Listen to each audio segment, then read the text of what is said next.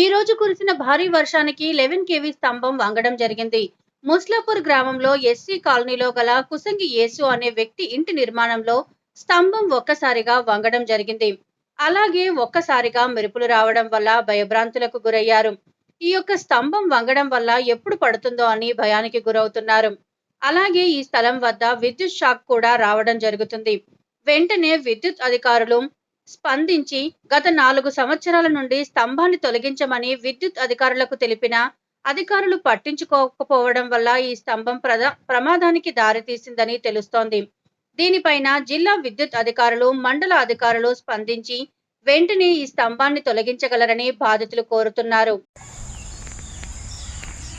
నా పేరు కుసంగి యేసు, ముస్లాపూర్ గ్రామం వాసిని, మండలం మల్లాదూర్, జిల్లా మెదక్.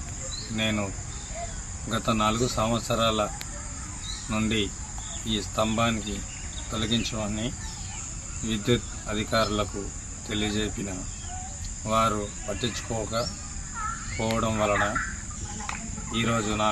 ఈరోజు కురిసిన భారీ వర్షానికి ఈ స్తంభం వంగడం జరిగింది. ఈ స్తంభం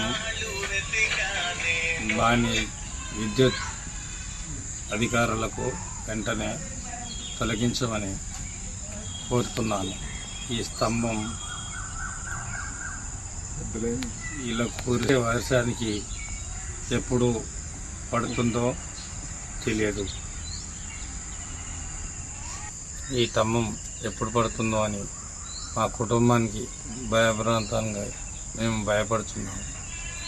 చిన్న పిల్లలు ఉన్నారు కాబట్టి ఇది ఎప్పుడు పడుతుందో కూడా మాకు తెలియదు కాబట్టి మాకు చాలా భయం ఉంది కాబట్టి వెంటనే తొలగించాలని కోరుతున్నాం.